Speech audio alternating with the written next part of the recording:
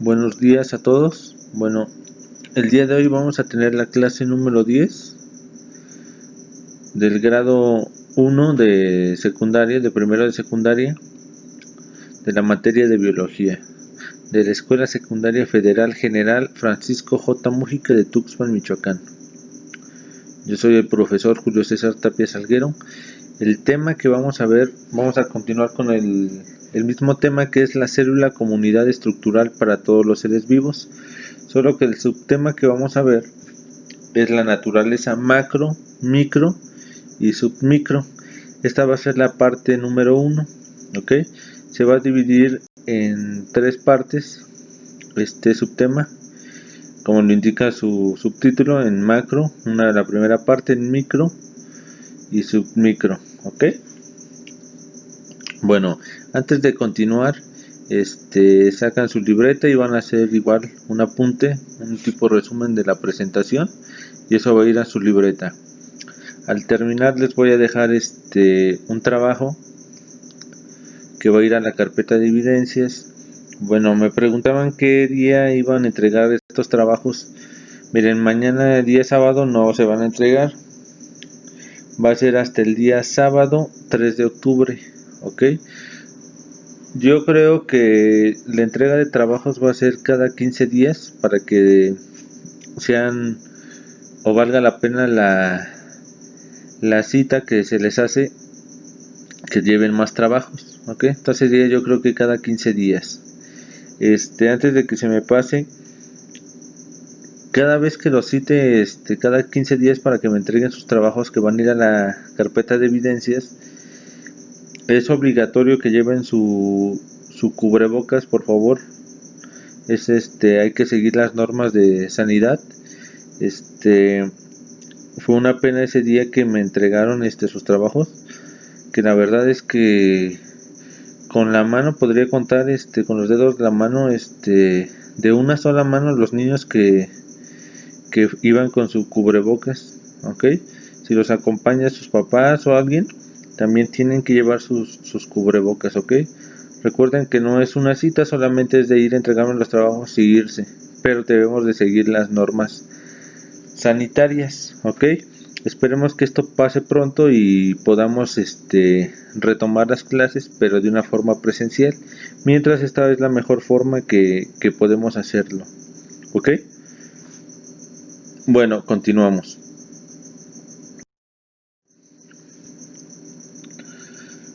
La vida como la conocemos se basa en la existencia de las células, y hay una enorme diversidad de ellas. Algunos organismos son unicelulares, o sea, de una sola célula, como las bacterias, mientras que otros son pluricelulares, como los seres humanos, o sea, tenemos miles de células. Aunque existen una gran variedad de formas, tamaños y tipos de células, todas ellas tienen estructuras con funciones determinadas y que trabajan en conjunto para que cada una o cada célula se mantenga viva o haga su función. Gracias al trabajo y el ingenio de muchos científicos a lo largo de la historia, se inventó el microscopio. Con este instrumento se estudia la estructura celular, ¿ok? ¿Qué es lo que dice este comienzo del tema? Dice que las células, hay dos tipos de células unicelulares y las células pluricelulares, pero en cada una de estas dos tipos de células hay una gran variedad de acuerdo a su función, pero todas están enlazadas o entrelazadas entre sí para que funcionen adecuadamente y las células permanezcan vivas. Ajá. ¿A qué se refiere esta relación? Mira, aquí hay un tip en la imagen de la parte de abajo de la izquierda. Está un ejemplo de varios tipos de células que hay.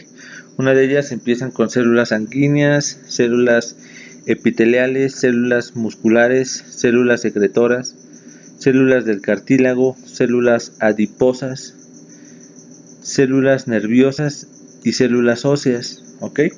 Bueno, Estos son los tipos de células que hay. Células óseas, las células de los huesos. Células sanguíneas, pues como lo dice su nombre, células de la sangre. Células epiteliales, células de la piel. Células musculares del músculo, células secretoras de las glándulas secretoras, o sebáceas se podría llevar también. Células del cartílago, lo que nos une a los huesos son los cartílagos. Células adiposas, se refiere a la grasa, a la piel, perdón, a la grasa. Y células nerviosas, al sistema nervioso. Bueno, un ejemplo de cómo es que estas células están entrelazadas o están conectadas entre sí, vamos a poner un ejemplo.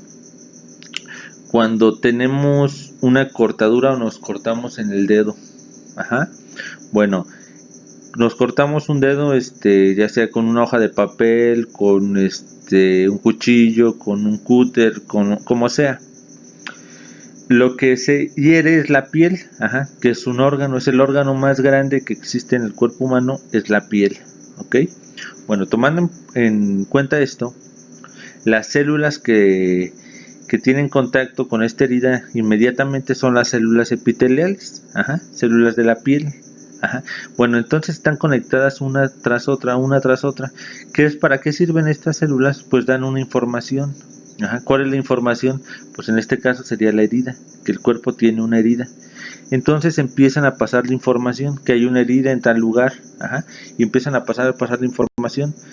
Pero también se conecta con las células sanguíneas, donde se encuentran los glóbulos blancos, los cuales nos ayudan o son las que se encarga, o es el sistema inmunológico, el que nos protege de los agentes extraños o externos, como pueden ser las bacterias o los virus. Entonces ellos, al pasar este mensaje de célula en célula en célula en célula, llegan hasta las células sanguíneas, las cuales le avisan a los glóbulos blancos que hay una herida, y ellos van hasta esta herida y la van taponeando, la van metiendo anticuerpos para que protejan esta herida, y a lo largo de algunas horas, unos días, vamos a notar cómo está sanando nuestro cuerpo. Si esta conexión no existiera, pues tendríamos un gran problema, ¿no? En nuestro cuerpo, cualquier heridita que nos hiciéramos, causaría una infección muy grande. Eso es a lo que se refiere cómo están interconectadas las células. Por otro lado, dice que el ingenio de muchos científicos a lo largo de la historia culminó con un invento, el cual fue el instrumento del microscopio, el cual permitió o descubrió un mundo nuevo, que es el mundo microscópico, y se pudieron estudiar la estructura celular, o pudimos ver cuál era nuestro material de construcción, nuestra materia prima para los seres vivos de la Tierra. Dice, aunque desde hace 24 siglos en la antigua Grecia hubo algunos filósofos que pensaban que las cosas que conocemos podrían estar hechas de fragmentos muy pequeños, que no se pueden ver a simple vista. Es hasta la invención del microscopio que esta idea cobró importancia, porque con él se puede observar el mundo de cosas muy pequeñas, ¿ok? Entonces miren, lo que habla esto es que desde la antigua Grecia, en la época de los pensadores como Platón, como Aristóteles, como Sócrates, todos estos pensadores o filósofos, que recordemos que la filosofía es la madre de las ciencias, gracias a la filosofía, al reflexionar acerca de cómo funcionaban los fenómenos naturales o cómo estaban hechas ciertos organismos, ya sean animales o plantas, empezó a dar los fundamentos a las ciencias tal y como las conocemos el día de hoy, gracias a los pensadores de esta antigua Grecia. Pero desde ese entonces, estos pensadores pensaban que los organismos, incluyéndose el ser humano y todos los animales y todas las plantas, estaban hechos por fragmentos muy pequeños. Esa era un pensamiento o una reflexión que tenían acerca de cómo estábamos construidos. Pero al no tener una herramienta o un utensilio como el microscopio solamente eran ideas que tenían, hipótesis, de cómo podríamos estar construidos. Fue hasta siglos después que gracias al microscopio pudimos, o esta idea se retomó y se demostró que sí estábamos efectivamente hechos de fragmentos muy pequeños, los cuales son las células. Y dentro de las células todavía hay los organelos o las piezas que forman a las células todavía son más pequeñas que las células, ¿ok? Pero recordemos que entonces la célula es la unidad fundamental para la vida, ¿ok? Bueno, uno de los casos más notables en la historia del microscopio, fue el holandés Anton van Leeuwenhoek, que en la segunda mitad del siglo XVII fabricaba sus propios microscopios y fue el primero en reportar la existencia de seres vivos diminutos que el ojo humano no puede ver sin ayuda de los instrumentos especiales o sin instrumentos especiales como es el microscopio. Bueno, Anton van Leeuwenhoek, a pesar de no haber sido el primero el que inventó el microscopio, que esto se le atribuye, o la microscopía o las teorías celulares se remontan desde Roberto Hooke. Anton van Leeuwenhoek, lo que sí se le reconoce es que hizo el primer microscopio, el cual era un poco más exacto que el de Roberto Hooke. A diferencia de Roberto Hooke, Anton lo que sí pudo ver eran células vivas, vio microorganismos vivos, lo que en su época, o una década anterior, antes de Anton van Leeuwenhoek, Roberto Hooke sí pudo ver la primera vez una célula vegetal en un corcho, pero la vio muerta, estaba muerta la célula vegetal. Anton van Leeuwenhoek sí vio células y microorganismos vivos. ¿Cómo es que lo hacía? Pues lo hizo, aunque el método científico todavía no estaba muy bien fundamentado, o más bien estipulado, sí lo utilizaba Anton. ¿Cómo era lo que él hacía? Bueno, las bases de la ciencia. Hacía primero la observación, hacía una hipótesis, o sea, una idea, o tenía un cuestionamiento acerca de cómo era o un funcionamiento de algún organismo.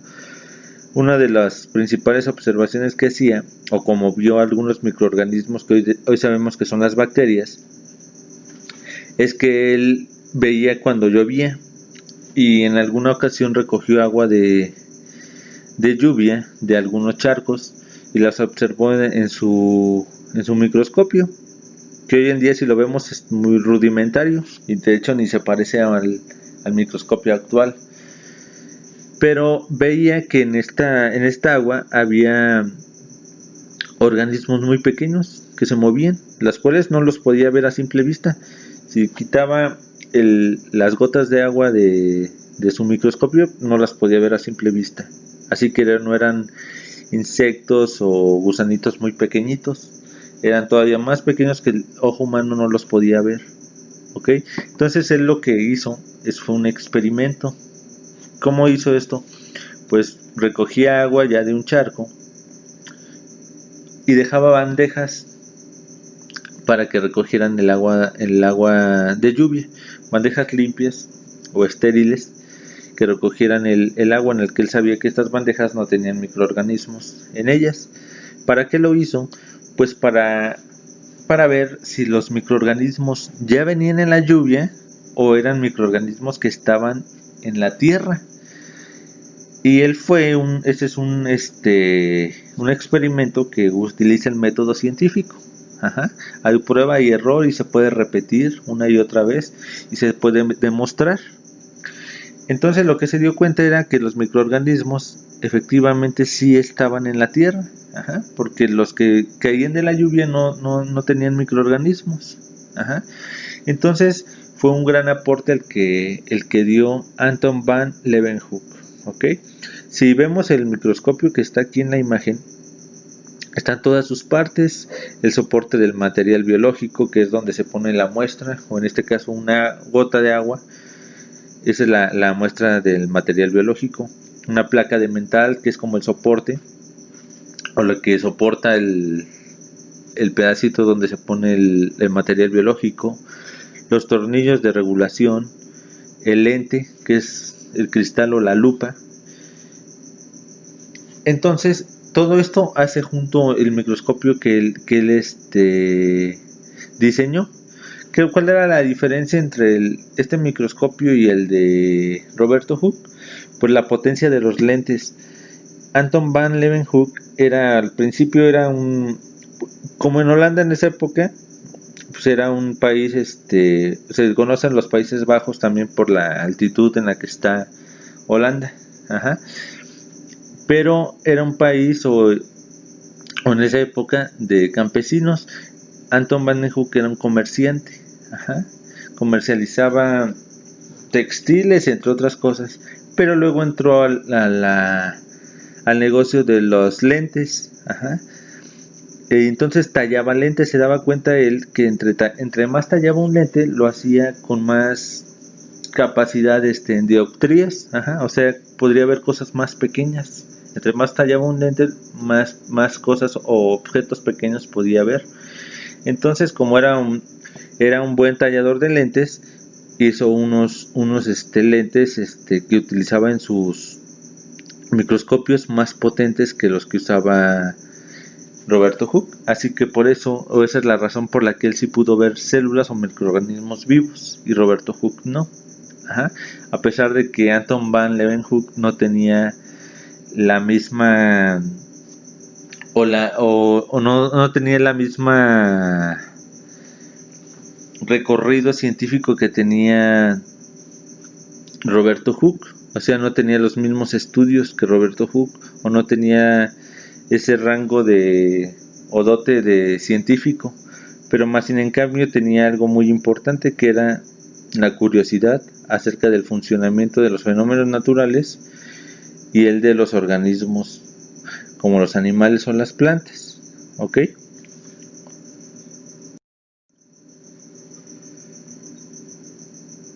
Tipos de microscopios. Bueno, ahora vamos a ver los tipos de microscopios que existen. ¿Ok? El primero que vamos a ver es el microscopio óptico. Ajá, el microscopio más utilizado en el mundo. Ajá, es el microscopio que se encuentran en las aulas de las escuelas. En la misma secundaria Francisco J. Múgica tenemos algunos de estos microscopios. Bueno, dice el microscopio óptico, o en el microscopio óptico la muestra es iluminada mediante una luz visible. ¿Ok? Lo podemos ver en la parte del ejemplo que está aquí, es la lámpara. Ajá, esa es la luz visible. Esto significa que existe un foco de luz apuntando hacia la muestra. ¿Ok? La muestra se pone en esta parte que está aquí, que es la platina. Ajá. En la platina se pone aquí la muestra en un portaobjetos, que es una pieza de cristal de forma rectangular. ¿Ok? Ahí se pone una gota de agua o una gota de sangre, una muestra biológica, es a lo que se refiere. Esa misma luz es conducida a través del objeto y del ocular hasta llegar a formar la imagen en el ojo del observador. ¿Ok? Entonces nosotros colocamos nuestros ojos en los oculares. Ajá, que están aquí mostrados por donde está el tubo. Ajá. Este es el tipo de microscopio más habitual, pero su resolución está limitada por la difracción de la luz. El aumento máximo que se puede observar en este tipo de microscopio alcanza alrededor de 1500x. ¿A qué se refiere esto? Que se alcanza hasta 1500 veces el tamaño de un objeto. Se puede aumentar el tamaño de un objeto 1500 veces. ¿Ok? Con el objetivo más potente y con un aceite de inmersión. ¿Ok? Entonces podemos ver las partes que tiene un microscopio óptico, que es el más utilizado o se utiliza más en las escuelas particularmente, que tienen las partes como un tubo, un ocular, un revólver, un objetivo, una platina, unas pinzas, un condensador, una lámpara, un brazo, un enfoque grosero, un enfoque fino y una base. ¿Ok? El enfoque grosero se refiere a dar forma o a enfocar de una forma de un lado a otro. ¿Ok? El enfoque fino es hacer movimientos, pues como lo dices, más finos, más lentos, pero más precisos para poder enfocar. Para poder utilizar el microscopio óptico, igual que cualquier otro microscopio, se ocupa de instrucciones, tener clases de microscopía para utilizar este aparato. Es igual que cualquier otro aparato de laboratorio, tiene que ser con práctica. ¿Ok? Este es como el microscopio que vamos a utilizar. En la secundaria, ya cuando estemos en clases presenciales, vamos a poder observar microorganismos, células animales o células vegetales con este tipo de aparatos, cuál es el microscopio óptico. El siguiente es el microscopio electrónico. En el microscopio electrónico la muestra no es iluminada con luz, sino que se utiliza electrones. Los electrones impactan contra la muestra dentro de una cámara de vacío. Existen diferentes tipos de microscopio electrónico, pero su principio de funcionamiento se basa siempre en capturar los electrones dispersados u omitidos por la muestra y así poder construir una imagen. La ventaja principal de este tipo de microscopio es que puede obtenerse un nivel de aumento muy superior al resto de los microscopios. Sin embargo, es necesario preparar la muestra y colocarla en una cámara de vacío, de modo que no es posible observar muestras biológicas vivas. Dos tipos de microscopio electrónico, o los dos tipos de microscopio electrónico principales, son el microscopio electrónico de barrido y el microscopio electrónico de transmisión. ¿Okay? Bueno, este ya es un microscopio más especializado. ¿Okay? O sea, puede ver cosas aún más pequeñas o puede aumentar el tamaño de las cosas mucho más que cualquier otro tipo de microscopios, pero tiene la desventaja que no se pueden ver muestras biológicas vivas. ¿Okay? En la parte de abajo, en la parte derecha, podemos ver un ejemplo de un organismo que se está viendo a 30.0 unidades por millón. Entonces ha aumentado su tamaño millones de veces, para ser observado. O sea, la definición de estos organismos es mucha, ¿ok? Pero obviamente no son microscopios que se encuentren en cualquier laboratorio, son en laboratorios muy especializados y también son utilizados con técnicas particulares. Seguimos. El siguiente es el microscopio de luz ultravioleta. Los microscopios de luz ultravioleta iluminan la muestra, como el nombre lo indica, con luz ultravioleta. Este tipo de luz tiene una longitud de onda más corta que la luz visible utilizada en microscopios ópticos. La ventaja principal de utilizar esta técnica es que puede alcanzarse una resolución mejor que con la luz visible. Además, el contraste obtenido en la muestra es distinto que en los microscopios ópticos. De este modo, con el microscopio de luz ultravioleta puede observar muestras que aparecen transparentes si son observadas con luz visible. Ok, bueno, este microscopio dice que tiene una longitud de onda más corta que la luz normal. Okay, o sea, tiene un menor alcance, pero puede iluminar cosas que la luz normal no puede iluminar. ¿Ok? Y las contrasta con esta luz ultravioleta. Los colores ultravioleta, por ejemplo, el ojo humano no los podemos percibir. Hay algunos organismos o animales que los pueden ver. Por ejemplo, hay muchas flores que vemos en la naturaleza que son blancas, o nuestro ojo las ve como blancas, pero en realidad tienen colores ultravioletas en sus pétalos,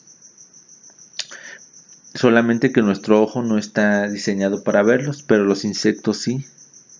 Por eso que a lo mejor muchas abejas que polinizan ciertas flores podemos ver nosotros un campo grandísimo de flores blancas. Decimos, bueno, todas son esas, de muchas especies de flores blancas, y digamos nosotros, pues cómo pueden saber qué tipo de flor es la que van a polinizar las abejas si hay muchos tipos de flores blancas revueltas entre sí en un campo. Pues porque probablemente las flores que ciertas abejas polinizan tienen ciertos colores ultravioleta que solamente ellos pueden ver. Bueno, en base a ese principio, los microscopios de luz ultravioleta pueden ver muestras que la luz normal no puede transmitirnos, entonces las ilumina de una forma diferente y permite ver desde otro punto de vista o de otro enfoque una muestra biológica y poder analizarla desde otro punto de vista. Bueno, continuamos. El siguiente, el cuarto, es microscopio de luz polarizada, también conocido como microscopio petrográfico. Este microscopio es en realidad un tipo de microscopio óptico al que se le han añadido dos polarizadores. Esto significa que la onda de luz utilizada para observar la muestra tiene una dirección de oscilación concreta. Este tipo de microscopio es muy útil para observar estructuras cristalinas de rocas y minerales. ¿Ok? Bueno, lo que se refiere a esto es que si observamos la imagen del microscopio es prácticamente el mismo que el microscopio óptico, solamente que tiene un polarizador. Aquí en un indicador que tiene de una pieza, tiene un polarizador, que es parecido, es como una placa, como la que se pone, por ejemplo, en los automóviles, para evitar que pase la luz, o que pegue tan directamente. Sí pasa, pero en una proporción menor a que pasaría si no tuviera esta mica, no en el caso de los carros. En este caso también el polarizador es como una mica, ¿ok? ¿Cómo se ve? Pues lo podemos ver en la imagen que está en la parte inferior derecha, donde hay una muestra de alguna roca o mineral, el cual en la luz normal o vista en la luz normal se refiere al microscopio óptico. ¿Cómo se ve? Solamente se ve como si fuera un rombo. Se ven algunas estructuras, se ve cómo están formadas, se puede ver sus bordes, todo, pero con la luz polarizada da otro enfoque, el cual hace es que incluso se tiñe diferente el objetivo observado. Este rombo ya se ve de una forma rosada, verde y amarilla. Entonces podemos ver que tiene tres estructuras diferentes y más definidas. Podemos ver el tamaño de cada una de estas estructuras, ¿ok? El enfoque es diferente de este microscopio. Si el microscopio óptico y el electrónico y los demás microscopios o tipos de microscopios se utilizan para ver material biológico, como pueden ser bacterias, virus, parásitos, etcétera, el microscopio de luz polarizada se utiliza en el enfoque de la mineralogía para observar rocas o cristales y minerales para ver sus estructuras, ¿ok? Entonces el enfoque es diferente, pero es a base de la misma estructura de un microscopio, solamente que se modifican ciertos integrantes en sus complexión o en su cómo se van armando. O sea, tienen piezas extras o les quitan piezas, como en este caso es el polarizador, es una pieza extra que el microscopio óptico no tiene, o se le adapta, ¿ok? Para ser utilizado de otro enfoque. Bueno, continuamos. El siguiente, el último, es el microscopio de fluorescencia. Ok, dice, los microscopios de fluorescencia son aquellos que utilizan las propiedades de la fluorescencia, o sea, brillar. La fluorescencia se refiere a brillar, ¿ok? Hay muchos organismos, como pueden ser animales o plantas o bacterias o virus, que tienen la capacidad de brillar bajo ciertas condiciones o bajo ciertas luces. Dice, para generar una imagen de la muestra. Este microscopio permite observar sustancias que emiten luz propia cuando son iluminadas con una longitud de onda determinada. Para ello, la muestra es habitualmente iluminada con una lámpara de xenón o con una lámpara de vapor de mercurio. Estos microscopios incorporan además filtros de luz para aislar la luz correspondiente a la muestra. ¿Qué quiere decir esto? es que observan organismos, son solamente organismos que pueden emitir luz propia, ¿ok? Que pueden iluminarse bajo ciertas condiciones y bajo cierta luz, como puede ser la luz xenón o la lámpara de vapor de mercurio, ¿ok? Pero este microscopio también aísla. ¿Qué se refiere con aislar? Que prohíbe la luz externa, como si fuera como si metieran en un cajón la muestra, para que no pueda entrar luz del exterior, solamente la luz que se le va a proyectar, que en este caso sería la luz xenón o la lámpara de vapor de mercurio, ¿ok? Para que el objeto observado se pueda iluminar con su luz natural, con su fluorescencia. Entonces también es un microscopio muy especializado, solamente para estos organismos que pueden hacer o tienen estas características, ¿ok? Bueno, estos son los 5 tipos de microscopios que existen. Más adelante, cuando los veamos más en concreto, el microscopio óptico, vamos a ver qué es el que vamos a utilizar en realidad, el microscopio óptico. Vamos a ver que sí tienen variantes los microscopios ópticos también, dependiendo la cantidad de objetivos o oculares que tiene cada microscopio. Pero en realidad funcionan de la misma forma los microscopios ópticos. Bueno, ¿qué van a hacer de trabajo que va a ir a la carpeta de evidencias que van a hacer en una hoja blanca? Bueno, en la página 35 de su libro hay un ejercicio, el cual es primero observar 3 hombres o 3 sistemas que están ahí, que es el sistema circulatorio, el sistema respiratorio y el sistema digestivo. Después de que lo observan, obviamente esto lo van a pasar a su libreta, estos 3 esquemas que están ahí, y van a pasar también las preguntas o los cuestionamientos que están sería como el punto número 3, son 5 cuestionamientos. Entonces me van a resolver esas preguntas en su hoja en blanco.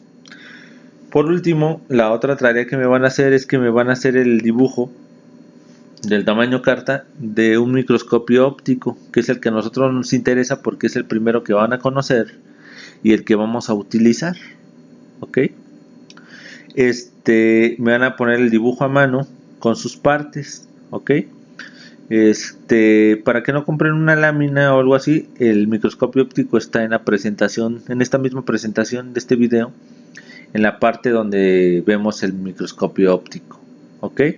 Bueno, el día que vamos entonces a recoger o que voy a recoger las carpetas de evidencia va a ser el día 3 de octubre. Yo ya les hago saber cuando se aproxima el día a qué horario a cada grupo le recojo sus carpetas. Recuerden respetar los horarios, más que nada es para que no tengamos tanta aglomeración. Y recuerden el uso de los cubrebocas, no solamente cuando me entregan las carpetas, o los trabajos que van a las carpetas, sino en su vida cotidiana, ¿ok? Muy bien, sería todo.